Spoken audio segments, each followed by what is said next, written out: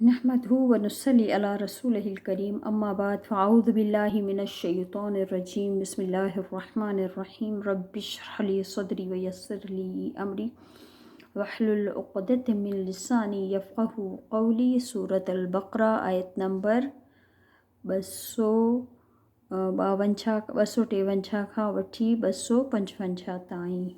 तर्जुमो।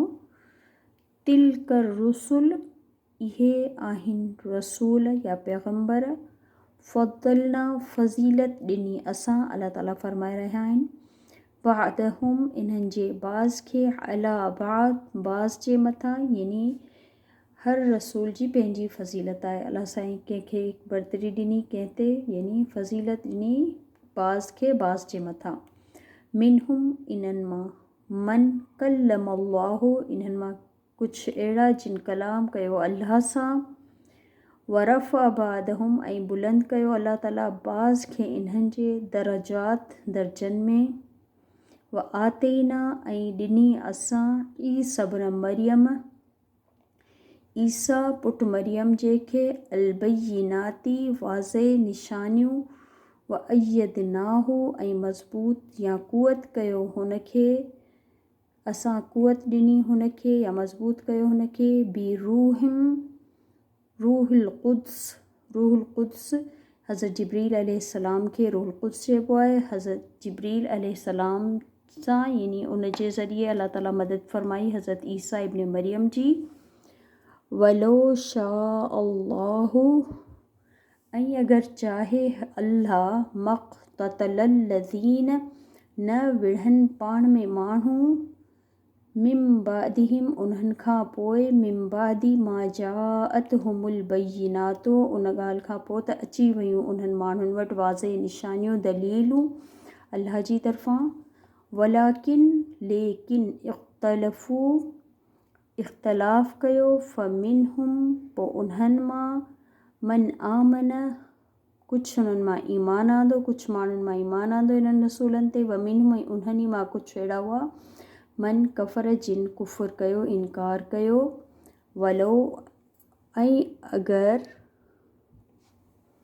शाअ अल्लाहु चाहे हा अल्लाह मक़्ततलू न हू विढ़नि हा पाण में।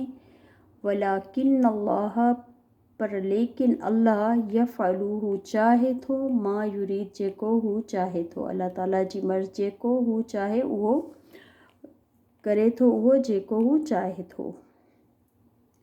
या अय्युहल्लज़ीन ए माण्हू आमनु जिन ईमान आंदो, या ए ईमान वारो अनफ़िक़ू ख़र्च कयो मिम्मा उन मां रज़क़नाकुम रिज़्क़ ॾिनो असां तव्हांखे मिन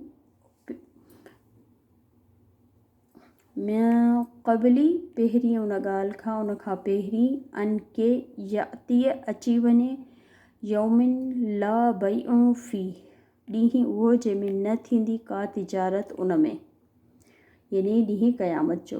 वला ऐं न ई ख़ुल्लतूं वला शफ़ाअ न ई का यारी दोस्ती कम ईंदी, न ई को सिफ़ारिशी।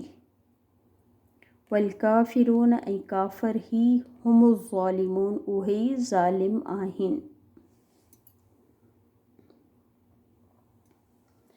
अल्लाहु अल्लाह उहा ज़ात ला न इलाह को ॿियो को माबूद, यानी अल्लाह ई हिकिड़ो माबूद आहे, न आहे को ॿियो को माबूद। इल्ला पर हुआ यानी अल्लाह ही आहे, पर अल्लाह ही, अल्लाहु ला इलाहा इल्ला हुआ, अल्लाह न आहे को माबूद पर हू। अल हय्युल क़य्यूम जेको ज़िंदा आहे, जेको क़ाइम आहे ऐं क़ाइम रखी रहियो आहे सॼे तमामु जहाननि जो पालनहार, क़ाइम उन्हनि खे क़ाइम रखण वारो। ला तख़ुज़ुहु नथी पकड़े हुनखे सिनतुं वला नौम, यानी ऊंघ या पिंकी जंहिंखे हल्की हल्की निंड यानी झूटा अचनि, वला नौम ऐं न ई निंड। अल्लाह जो ख़ुसूसियतियूं बयानु कयूं आहिनि त अहिड़ो मालिक जंहिंखे न निंड थी अचे न ऊंघ थी अचे। लहू हुन जे ई लाइ आहे मां फ़िस समावाती जेको कुझु आसमाननि में आहे, व मां फ़िल अर्दी ऐं जेको कुझु ज़मीन में आहे। मन ज़ल्लज़ी मंदल्लज़ी केरु आहे जेको यशफ़अु सिफ़ारिश करे इंदहु हुन वटि इल्ला पर इहो त बिइज़्निही हुन जी इजाज़त सां, यानी अल्लाह ताला जी इजाज़त खां सवाइ केरु सिफ़ारिशी बि न आहे। यालमु मा बैन हू ॼाणे थो जेको हुननि जे अॻियां आहे।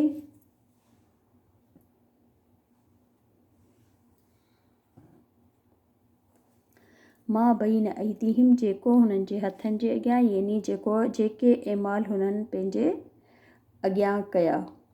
वमा ख़ल्फ़हुम ऐं जेके हू पोयां कंदा।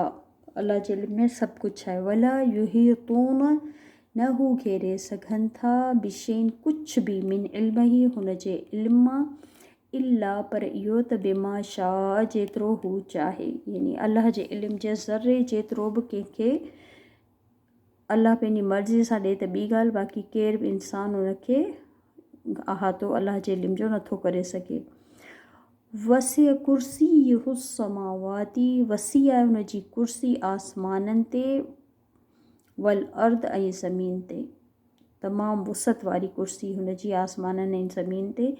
वला यऊदहु ऐं नथी थकाए हुनखे हिफ़्ज़ुहुमा हिफ़ाज़त करणु हुननि ॿिनी जी कंहिंजी, हुमा मीन्स ॿिनी खे, आसमान ऐं ज़मीन जी हिफ़ाज़त अल्लाह खे नथी थकाए।